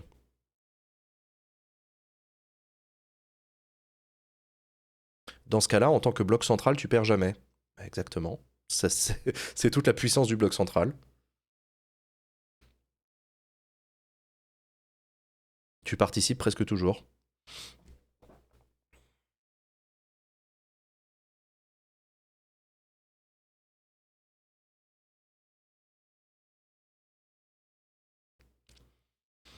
Est-ce qu'il faut s'attendre à une chute du nombre de votants prochainement quand les gens voient que c'est la gauche qui gagne, mais que c'est un Premier ministre de droite ?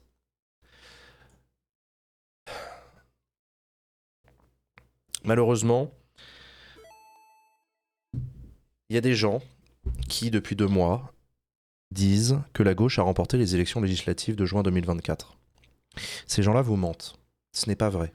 Je suis désolé de vous l'apprendre. Pardon, je ruine l'ambiance, je sais, j'en ai conscience.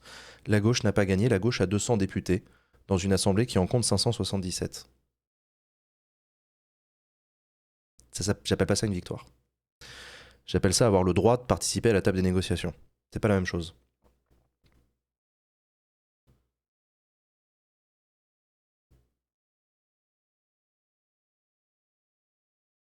Qui a gagné ? Il n'y a pas toujours de vainqueur clair à une élection. C'est bizarre ce que je suis en train de dire parce qu'on a tous l'habitude d'élire un président de la République où là, bon, c'est facile, il y a toujours un vainqueur. Celui qui a le plus de bulletins au second tour, il a gagné. Il y a un gagnant, un perdant, c'est bête et méchant, c'est noir et blanc, etc. Quand on élit une chambre, une assemblée, un conseil municipal, un sénat, parfois, il y a des résultats d'élection où il n'y a pas de gagnant clair. La plupart du temps, il faut bien l'avouer, il y a un gagnant clair. Ça fait 70 ans qu'à chaque élection législative, on a un gagnant clair. L'UMP en 2007, elle est gagnante. Le Parti Socialiste en 2012, il est gagnant. La Gauche plurielle en 97, elle est gagnante. Voilà, à chaque fois, il n'y a pas de discussion à avoir, c'est clair, c'est sûr, c'est officiel, c'est machin. Sauf que nous, les Français, on est tellement matrixés par cette 5ème République de merde qu'on en oublie que parfois, il y a des situations où une assemblée, bah, c'est pas clair. Il y a des conseils municipaux où c'est pas très clair. Et bah là, on a une assemblée nationale où c'est pas clair.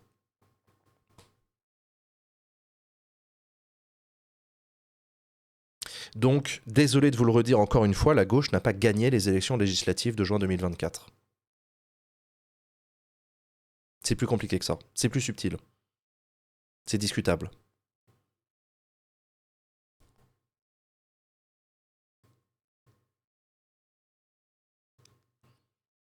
Mm.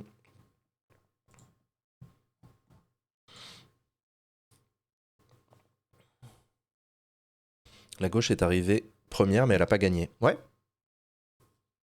absolument. Mais ça, on s'en fout d'ailleurs. Ça, tu peux arriver en premier, en deuxième position, en troisième position, en ayant gagné ou pas.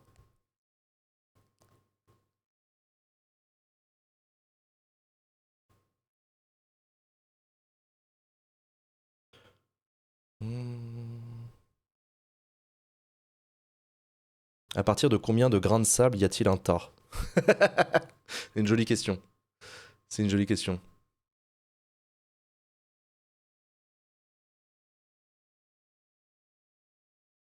Gagner, c'est 289 députés, pas moins.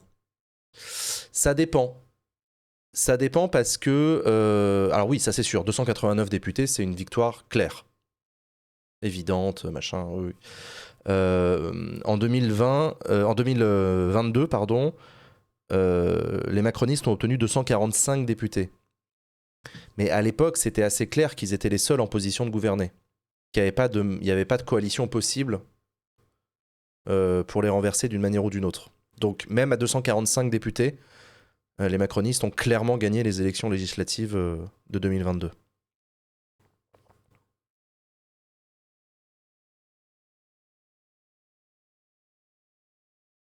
Si la gauche n'a pas gagné, on peut dire que les macronistes a perdu au premier tour et le RN au deuxième.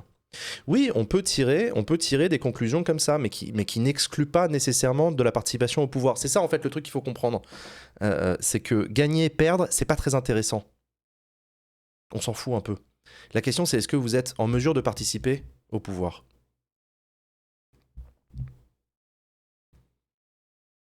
Donc les macronistes n'ont pas gagné, mais ils sont carrément en mesure de participer au pouvoir. Le RN n'a pas gagné, mais il a la possibilité de participer indirectement au pouvoir en affichant sa préférence pour un Premier ministre plutôt que pour un autre.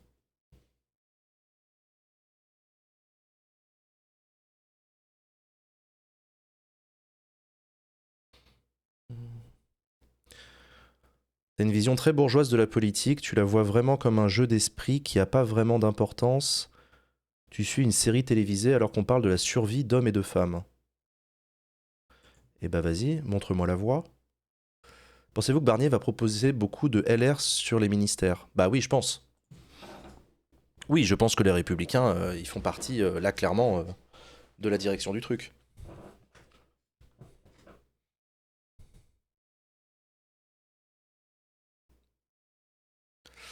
Les positions, ça pose le rapport de force, mais après, il faut des alliances possibles pour gouverner. Exactement. En fait, là, on peut reprendre le truc du rugby. La notion de transformer l'essai, en fait.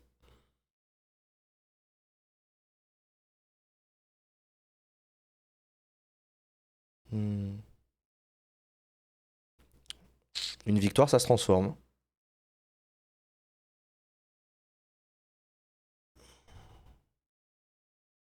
Est-ce qu'il y a une chance, d'après toi, qu'il y ait des députés NFP dans le gouvernement? Non. Non.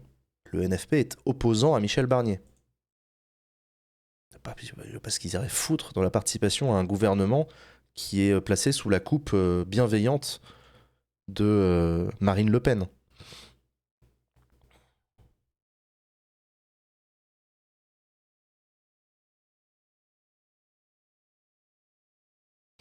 Est-ce que second tour législatif, je trouve ça personnellement que ça fausse la représentation nationale? C'est-à-dire?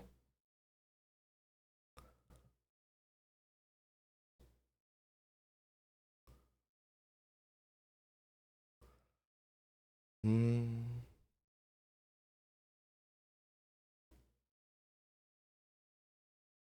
c'est quand même très problématique que ce soit le parti à 6%, 8% des sièges de l'Assemblée nationale qui gouverne avec la bénédiction d'un parti qui a été majoritairement rejeté au second tour. Ouais, et pourtant c'est comme ça que ça se passe dans toutes les démocraties parlementaires d'Europe. Les libéraux en Allemagne, ils ont pas fait un score énorme. Hein. Bah ouais, mais ils sont au gouvernement.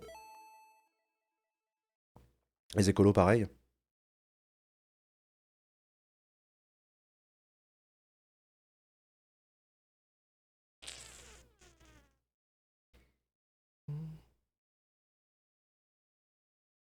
Macron qui choisit qui est le gagnant, il a choisi le RN au lieu de la gauche, c'est tout. Ouais, c'est ce que je dis. Emmanuel Macron a choisi de censurer Lucie Castet.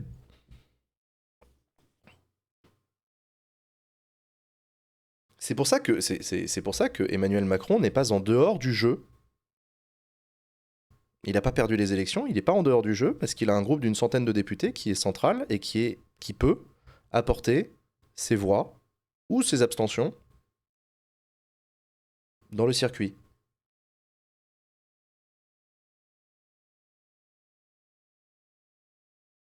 Ça veut aussi dire que Emmanuel Macron est comptable du gouvernement Barnier. Hein. Que je sens bien l'argumentaire de ah bah c'est pas moi, c'est les Français qui ont voulu et tout. Non non non non non non non non non non, c'est toi. T'as choisi de pas avoir Lucie Castet, t'as choisi Barnier, t'es comptable.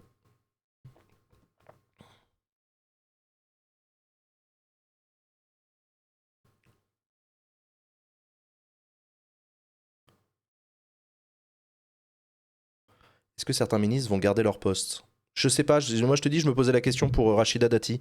Est-ce qu'elle va rester à la culture? Est-ce que Barnier va choisir la stabilité dans certains ministères? Je sais pas.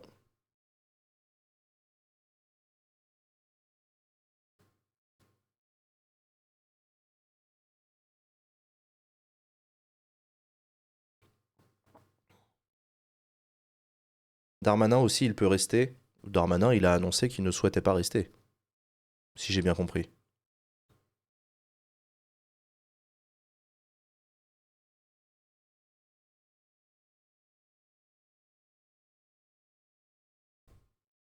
C'est un peu problématique ce tel pouvoir pour un homme. Là, le problème, c'est que l'homme en question soit président de la République. Mais techniquement, c'est pas un problème en soi qu'un chef de parti participe à des discussions sur des coalitions.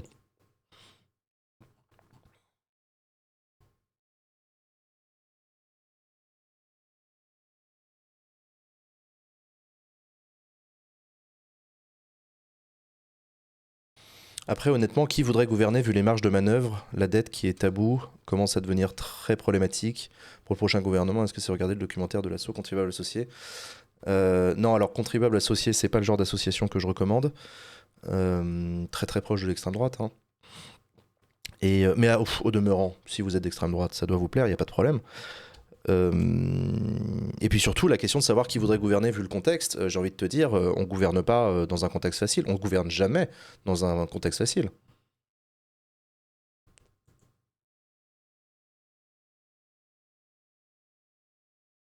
Donc on n'arrive jamais au pouvoir dans les conditions qu'on aurait préférées.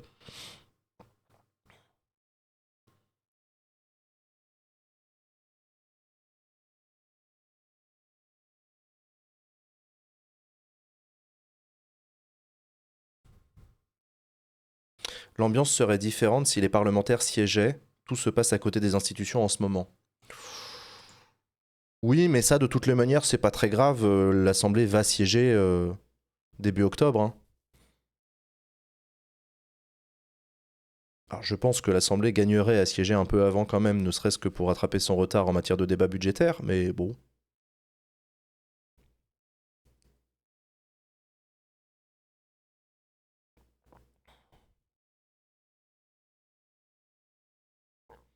Qu'est-ce que tu penses de la révélation de Ruffin sur le tractage aux faciès de LFI? Bah, j'en pense pas grand-chose, c'est pas nouveau, le fait qu'il y ait des discussions stratégiques entre Jean-Luc Mélenchon et François Ruffin sur la stratégie à suivre.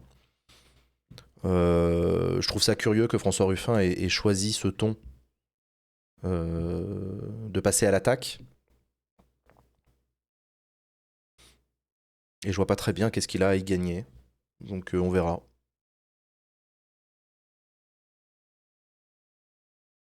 Est-ce que Barnier risque de faire de nouveau 49.3, notamment sur le budget? Oui. Oui, oui.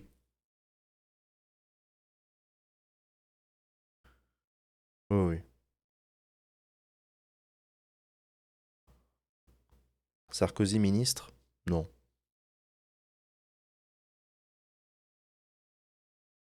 Tu trouves ça curieux alors qu'il se fait traiter de nazi par tout LFI? Oui, non mais la virulence, c'est plutôt un truc qui appartient à LFI d'habitude, effectivement.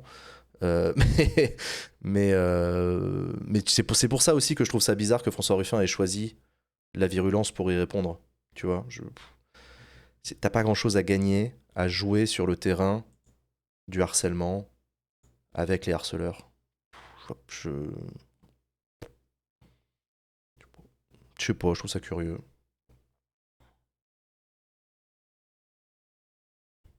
Est-ce qu'une fronde macroniste est possible? Ah, on en parlait tout à l'heure. On en parlait tout à l'heure. C'est possible. C'est possible que certains députés macronistes se disent que ça commence à bien faire. Barnier, l'extrême droite, c'est non. On veut pas soutenir un gouvernement qui est sous la coupe de Marine Le Pen. Et puis, par ailleurs, c'est aussi la fin d'Emmanuel Macron. Hein. Emmanuel Macron est un leader charismatique fort pour son parti, pour ses députés. Tant qu'il a une perspective politique, tout roule. Mais dès lors qu'on se rapproche de 2027 où Emmanuel Macron ne peut pas se représenter, peut-être qu'il y a des députés qui vont se libérer de la tutelle et dire tout haut ce qu'ils pensent. Édouard Philippe a déjà commencé. Bon, pour l'instant, Édouard Philippe, il est dans un soutien à Barnier. Mais... je sais pas. On verra.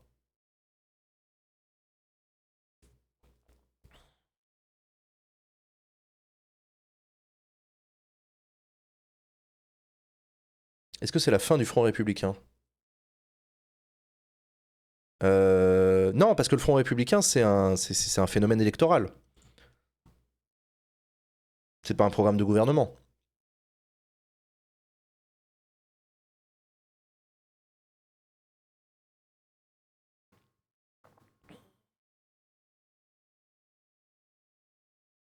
Est-ce que Attal va redevenir ministre? Je sais pas. Je pense pas, non, bah non, non, non, non, non. Quand t'as été Premier ministre, tu deviens pas ministre de ton successeur. Non.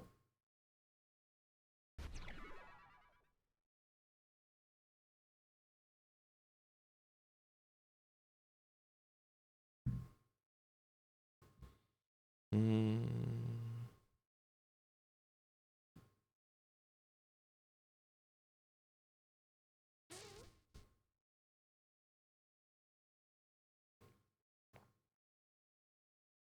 Après, Hollande est bien redevenu député. Ouais, mais plusieurs années plus tard, dans un contexte très différent. Et puis, il s'agit pas. Vous savez, quand vous êtes ministre, vous êtes sous la tutelle de Matignon. Hein. Vous devez obéir à Matignon, vous devez obtenir des arbitrages favorables de Matignon, et vous devez ronger votre frein si vous n'êtes pas content de ce qu'a dit Matignon. Quand t'as été Premier ministre, te mettre au service d'un autre, c'est chaud en fait. Genre, t'as pas envie de dépendre d'un autre qui te dise quoi dire, quoi faire, qui t'envoie des lettres de cadrage budgétaire que t'as pas validées.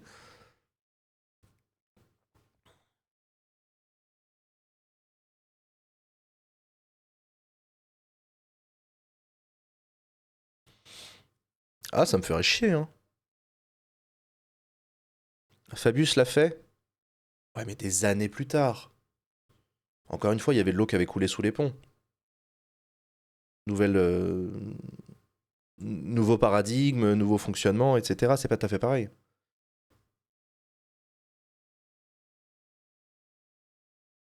Attal, il est chef de son groupe à l'Assemblée en plus. Ouais, en plus. D'ailleurs, apparemment, Emmanuel Macron, il est pas très content. Apparemment, Macron est pas très content que Gabriel Attal soit à la fois chef du groupe et chef du parti. Il trouve que, hein, commence à prendre de la place, le petit.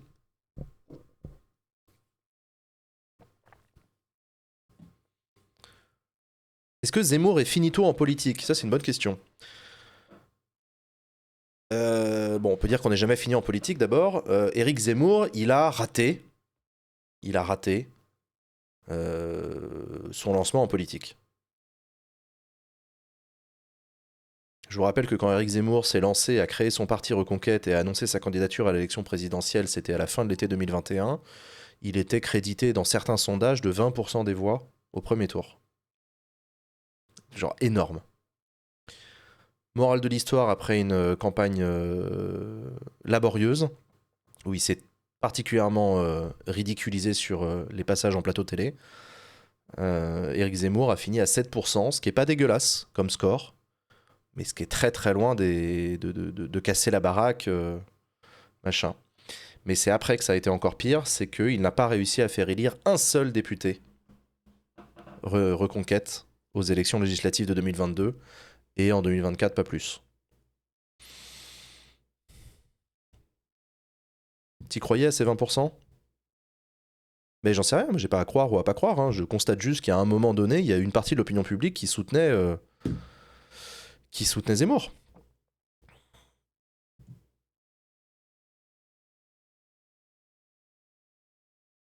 Ouais, il s'est rattrapé aux européennes. Attention, attention, il s'est rattrapé aux européennes en faisant élire 4 députés européens. Mais dans la foulée, je vous rappelle que dans la foulée des européennes, sa principale alliée, Marion Maréchal Le Pen, s'est barrée pour rejoindre le RN. Ce qui est quand même l'humiliation absolue pour Éric Zemmour. Donc sa relative victoire à 20h lui a été piquée à 20h05. Et il s'est réeffondré. Non, c'est pas... Non, non, non. Non, Zemmour, c'est un cassage de gueule en bonne et due forme. Hein.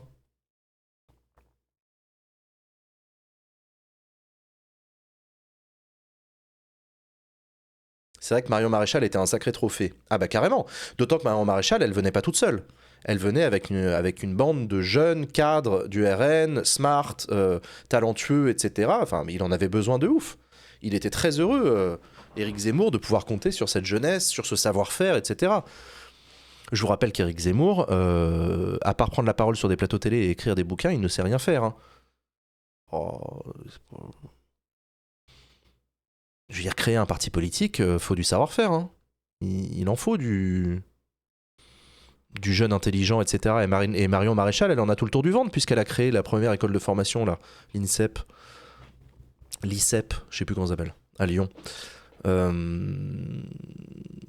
Donc, ouais. Non, Éric Zemmour. En parlant de bouquins, ouais, t'as raison, en parlant de bouquins, vous savez qu'il y a un bouquin qui va sortir le 25 septembre, absolument extraordinaire, qui s'appelle Les jeunes, c'est le présent, écrit par Jean Massier, aux éditions Payot. Un livre formidable, à seulement 19 €, hein, en dessous des 20 balles. N'hésitez pas à l'acheter et à le lire. D'ailleurs, il est précommandable, d'ores et déjà, sur le point d'exclamation livre, dans le chat. Vous pouvez le précommander. Tu peux nous réexpliquer ce que c'est un livre? C'est un document PDF qui a été imprimé sur des feuilles. Avec un système de collage, là, à ce niveau-là, qui permet de tourner les feuilles les unes après les autres. Comme ça, tu lis la suite du document PDF, page par page. Voilà. C'est ça la techno. Donc n'hésitez pas à vous le procurer. J'ai hâte, et à le lire.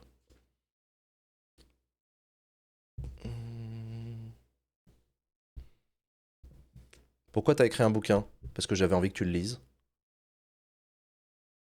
Ah oui, tiens, d'ailleurs, la version numérique du livre sera disponible le jour de la sortie, le 25. Voilà, si vous préférez les e-books, n'hésitez pas.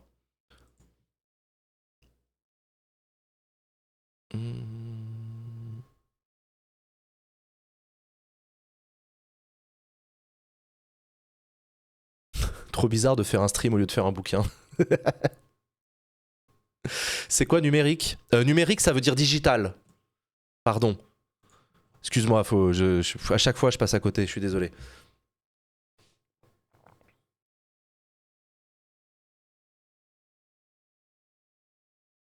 Est-ce que tu vas faire une tournée des médias cathodiques? Ouais, a priori je vais faire une tournée des médias cathodiques, ouais.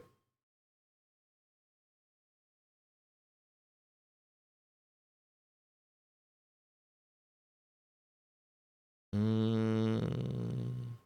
Est-ce que tu penses que Delogu va réussir à le lire? Putain. Elle va être longue cette année. J'ai hâte que l'Assemblée reprenne.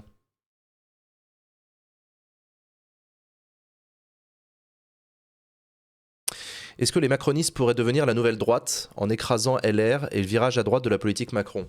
C'est une bonne question que tu poses. Je ne pense pas que les macronistes vont devenir la nouvelle droite. Je pense que les macronistes vont devenir la nouvelle UDF. L'UDF, c'était le parti des giscardiens. Les giscardiens, c'était les gens de droite non gaullistes. C'était des centristes, c'était des européistes, des libéraux. Et l'UDF a succédé à Giscard, jusqu'à ce qu'elle fusionne avec le RPR à la fin des années 90 pour donner naissance à l'UMP. Mais donc c'est pour ça qu'à mon avis, les macronistes vont continuer à exister dans le paysage, parce qu'ils représentent une sensibilité politique qui existe. Ce centre-là, cette histoire du centrisme français existe et continuera à exister. Et on verra bien ce qu'il adviendra de leur mouvement politique. Mais il ne faut pas se leurrer. Le macronisme, et c'est pas le seul mouvement politique en France à être dans cette situation-là, dépend énormément de son leader. C'est ce qu'on appelle les partis avec un leader charismatique fort. Emmanuel Macron est un leader charismatique fort. Il est à la tête et il est la raison pour laquelle le parti existe. Ce qu'il adviendra de lui personnellement, c'est aussi de ça dont dépendra la suite du mouvement.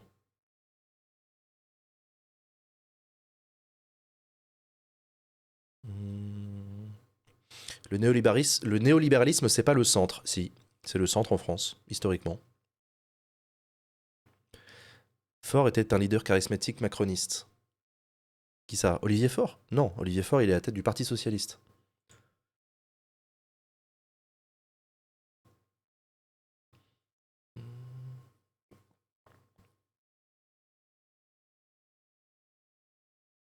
Quid du mouvement radical? Bah, tu vois, pour moi, le mouvement radical, il a été bouffé par le macronisme.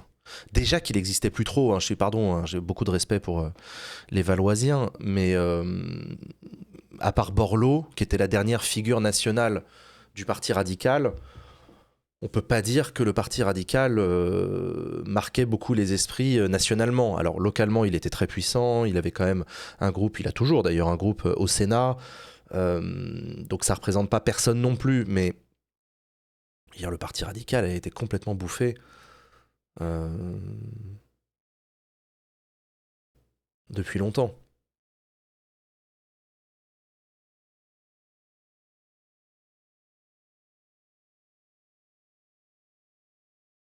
Hmm.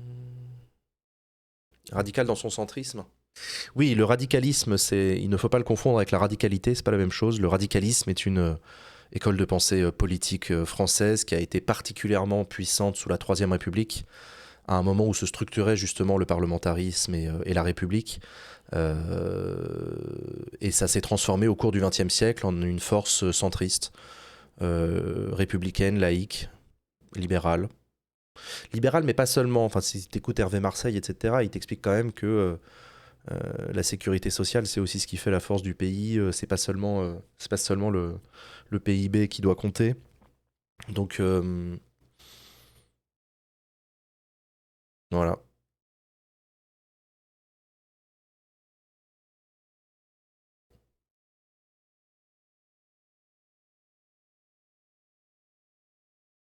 C'était l'ancienne extrême gauche au 19e siècle. Alors, bah, les radicaux, dans la deuxième moitié du 20e siècle, étaient radicaux, ils avaient de la radicalité. Et leur radicalité, c'était la République. Ils étaient radicalement républicains. C'est pour ça qu'on les appelait les radicaux. Ils n'étaient pas prêts à un compromis avec les bonapartistes, avec les monarchistes, avec je sais pas qui. Allez vous faire foutre, la France sera une république, c'est plié. C'était ça leur mantra. Et à l'époque, effectivement, ils étaient à l'extrême gauche du paysage politique français, mais à un moment où le marxisme n'existait pas encore vraiment. Enfin, voilà, le mouvement ouvrier commençait à arriver. Et c'est pour ça d'ailleurs que les radicaux ont arrêté d'être d'extrême gauche, c'est qu'ils sont restés sur leur base républicaine. Et il est né à côté d'eux un mouvement encore plus à gauche qui était les socialistes. Les socialistes, bah, eux, ils étaient révolutionnaires. Eux, ils étaient marxistes, ils étaient avec Proudhon, ils étaient pour les mouvements syndicaux, pour la grève générale, pour la révolution internationale, etc. Les radicaux, à côté de ça, ils passaient pour des centristes. Ce qu'ils sont devenus. De fait, les radicaux sont devenus centristes. Et c'est pour ça aujourd'hui que vous les retrouvez plutôt au centre de l'échiquier politique.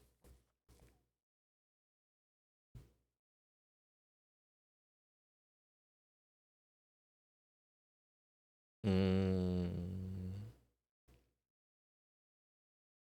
Socialiste extrême gauche, ça me fume. Ah, mais ça, c'est parce que il faut que tu ouvres un livre d'histoire.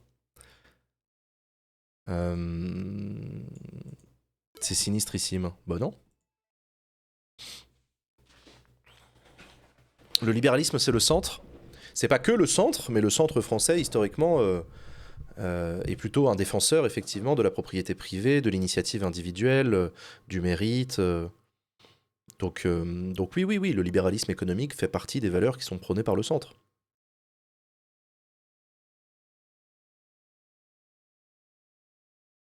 Mm. Ils deviennent quoi, le PRG?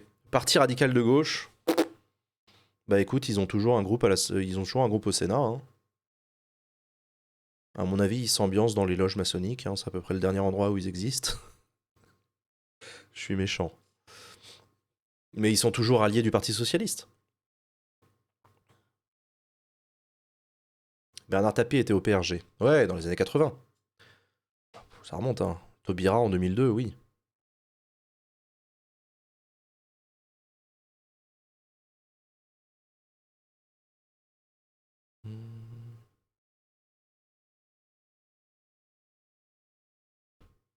Le PRG et le PR ont refusionné dans le mouvement radical. Alors, moi, ça, c'est ce que j'avais suivi, mais j'avais suivi aussi que le PRG et le PR. Oui, parce que, alors, bon, bref. Dans la grande histoire du radicalisme en France, il y a eu une scission à un moment entre le PRG et le Parti radical valoisien.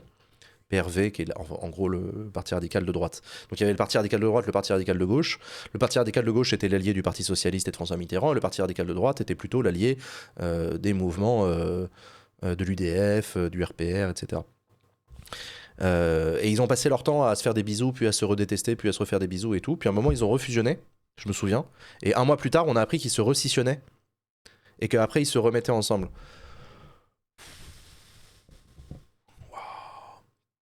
Compliqué, hein, compliqué.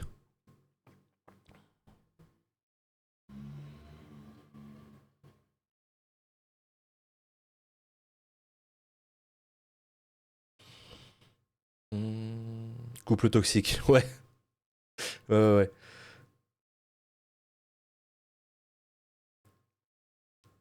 Hmm.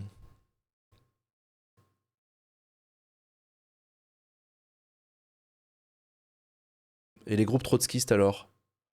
Putain, c'est encore plus compliqué.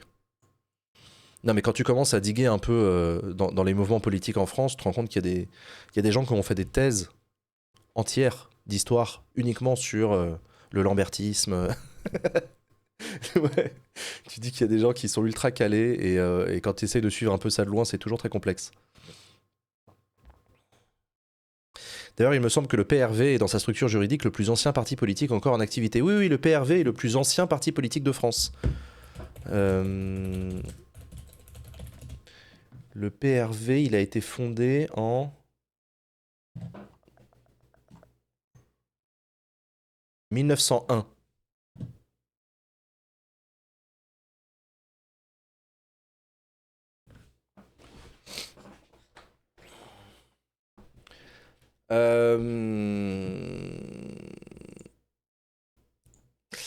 Les amis, il est 20h. Il est 20h et j'ai très envie d'aller aux toilettes. Je pense qu'on va s'arrêter là pour aujourd'hui. Je reprends demain sans doute avant l'UMA. Merci d'avoir été là. Je vous fais des gros bisous. Je vous souhaite une bonne soirée. Et probablement à demain. Et puis sinon, je vous rappelle encore une fois, samedi prochain, à l'UMA, 18h, la reprise de Backseat pour la saison 4 et la sortie de mon livre le 25 septembre. Les jeunes, c'est le présent. Lisez-le, c'est bon pour la santé. À très bientôt, salut tout le monde.